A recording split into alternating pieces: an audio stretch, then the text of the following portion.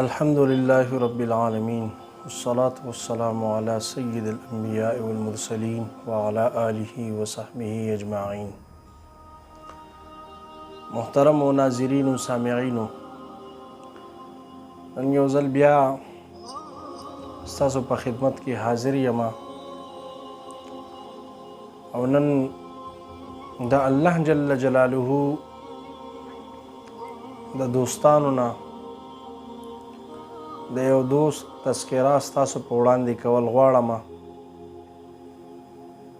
چې هغه مبارک نوم سیدنا ذوالنون مصری رحمت الله تعالی علیه رحمتا واسعتا دی.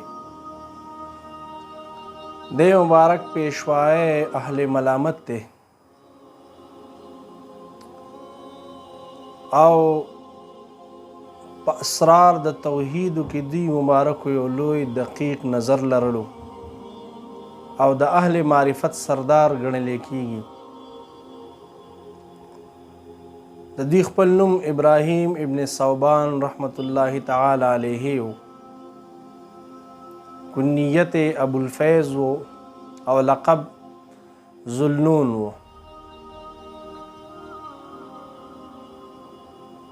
دی د ټولو نه لوی فضیلت همدا دی چې دی مبارک د سیدنا امام الائمه امام مالک ابن انس رحمت الله تعالی علیه رحمتا واسعتا مبارک شاگردی کړې وه او د هغوی په شاګردۍ باندې به ډېر فخر محسوس کوو.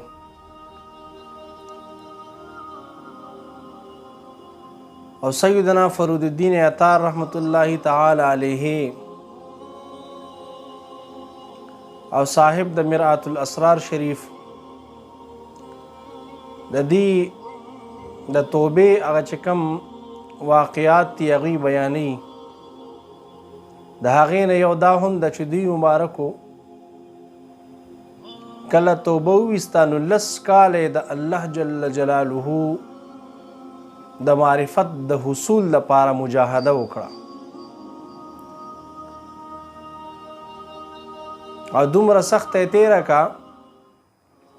چې په دغې 10 کالو کې به خپل نفس لا چې کوم خواهش په نفس ته طلب کو دغه خواهش نه دی پوره کړی ورله او خپله فرمایي چې زما نفس زمانه د پلاو د خوراک خواهش کو ما به ترنه انکار کو. نو یو ځل دغه علاقه کې یو صاحب یو دیګ هغه پخلی و نو په دغه شپه باندې د حضور نبی کریم صلی الله تعالی علیه وسلم مبارک دیدار نصیب شو او حضور نبی کریم صلی الله علیه وسلم مبارک ورته وفرمایل چې ته په ورځ د قیامت زمونږ د سفارش امیدوار یې. هغه چې چا دیګ باندې کړی و او صدقې دپاره هغه ورته وي چې او زه خواهشمند یم نو یې ښه ته داسې وکړه چې ورشه او زما یو امتي دی ذوالنون مصری ابراهیم ابن ثوبان هغه له ورشه زمونږ سلام ورته پیش کا او ورته ووایه دا پلاو ورته پیش کا ورته ووایه چې د دې پلاو نه څه لږه حصت نوش کا او د خپل نفس خبره هغه ومنه. چې کله دغه صاحب ورغی سیدنا ابراهیم ابن ثوبان المعروف ذوالنون مصری رحمت الله تعالی علیه له نو چې کله ورته دا بیان وکړو هغه مبارک وی په جړا شو او وی فرمایل چې په فرمابرداره بندګانو کې یم. یعنی د حضور نبی کریم صلی الله تعالی علیه وسلم مبارک دا القاء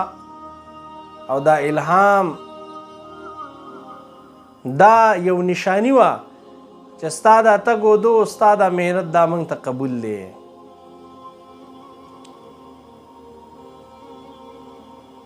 دغه شان د دې ذوالنون د دې لقب خپل خاص یو تذکره ده هغه دا چې دوی مبارک یو ځل په کشتۍ کې سفر کو، نو په دغه کشتۍ کې د یو ملغلره چې دی هغه ورکه شوه، او ذوالنون مصري رحمت الله تعالی علیه فقیرانه لباس زیب تن کړی و، نو هر چا دی ته ګوته ونیوله چې دی غلا کړې ده. نو ذوالنون مصري رحمت الله تعالی علیه مبارک خپل رب ته مناجات شروع کو چې خدای ته زما په حال باندې ښه واقف یې او د دې امتحان کې ما کامیاب کې. نو ذوالنون مصري رحمت الله تعالی علیه څه ویني دغه وخت کې غیر چاپیره د کشتۍ نه میانو سرونه خپل راوچت کو او هر یو مئی په خپل خوله کې یو ملغلره راوچته که.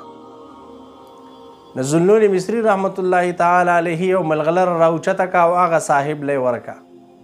نو په دغه وجه باندې هغه ټول ډېر زیات ملامته شو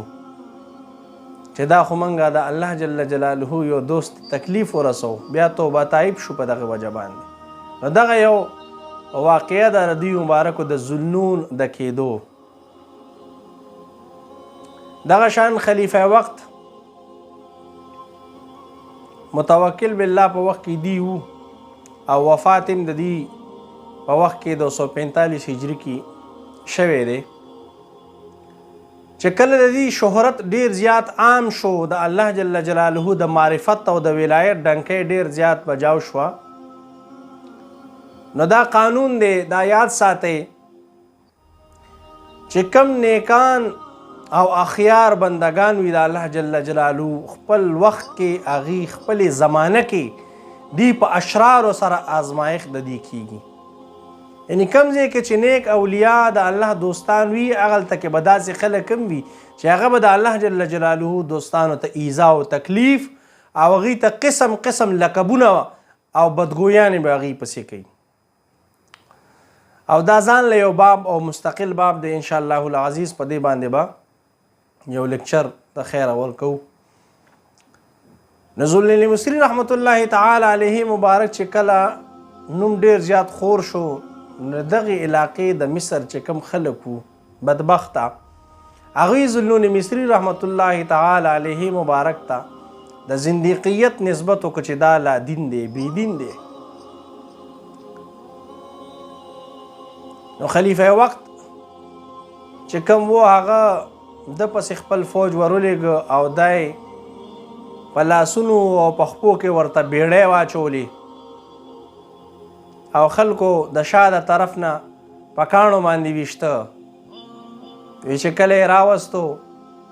40 ورځې په قید او بند او صعوبت کې تېرې کې دوی مبارکو، او چې کله یې را بهر کړ نو خلیفه وقت ورته وایي چې کم الفاظ تا ویلي دي، د کومو الفاظ په وجه باندې چې ته د قید و بند ته رالې زندیقیت دا نسبت درته شوی دی، د دغې وضاحت وکړه. د سیدنا ذوالنون مصري رحمت الله تعالی علیه ورته هغه وضاحت ډېر فصیح او بلیغ انداز سره وکړو، تر دې پورې چې خلیفه وقت په جړا شو او داسې په جړا او ګریه او زاري په ولګېده چې د ذوالنون مصري رحمت الله تعالی علیه نه بیا معافي طلب کا او د هغوی مبارکو نه بیعت وکړو او د هغوی مرید شو. دا د اولیاء الله یو نظر دی او دا د اولیاء الله شان دی. همدا وجه ده چې دوی مبارک کله دنیا نه پرده شو، نو په دغه ورځ باندې ډیرو کسانو د حضور نبی کریم صلی الله تعالی علیه وسلم مبارک دیدار وکړو.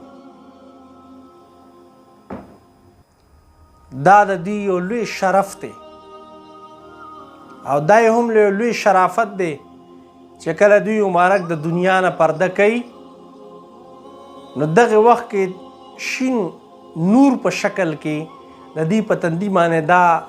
جمله ولیکلی شوه چې هذا حبیب الله مات فی حب الله،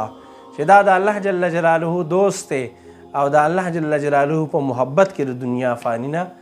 دار بقا ته لاړو. ځکه اولیاء الله دې ته د همیشګۍ ژوند نصیب کړي الله جل جلاله، ځکه دا د دنیا ژوند دا صعوبت دی، تکلیف دی. همدا وجه چې کله د دې جنازه روانه شوه نو دغه وخت کې ډېر زیات نور و د ځنګل جمله څومره چې مارغان دي په دې کې هغه ټول راغل هغې خپلې وزرې خورې کړې د دوی مبارکو د جنازې د پاسه دا کرامت هم د هغوی دا هغه وخت چې کم خلک منکرین و هغوی ولیدو او هغوی بیا توبه طایب شو د دغې نه او دغه وخت اذان شروع شو چې کله اشهد ان لا اله الا الله دې جملې ته مؤذن راغی نو څه ګوري چې ذوالنون مصري رحمت الله تعالی علیه د کفن نه خپله ګوته مبارکه داسې راوچته کا او د توحید هغه شهادت دوی مبارک دغه وخت کې ورکړه دا د الله جل جلاله دوستان دي دا د الله جل جلاله د رحمت مظاهر دي چې الله جل جلاله دی دنیا ته رالیږلي دي او د الله جل جلاله په مخلوق باندې نرمي او داسې عمل د هغې نه صادروي د خپل ځان نه الله جل جلاله د دوی نه صادروي چې خپل د الله جل جلاله چې کوم بندگان دي په هغې باندې دی رحم او کرم او خپل مهرباني ظاهر کړي د دغې مهربانۍ په وجه باندې څومره خلکو ته ایمانونه نصیب شي او څومره خلک د خپل بد کردار نه توبه طایب شي د داسې خلکو تذکره پکار ده دغسې خلکو سره محبت پکار دی چې په ورځ د محشر دوی سره الله جل جلاله زموږ لقا او دوی سره زموږ حشر نصیب کړي واخر دعوایا الحمدلله رب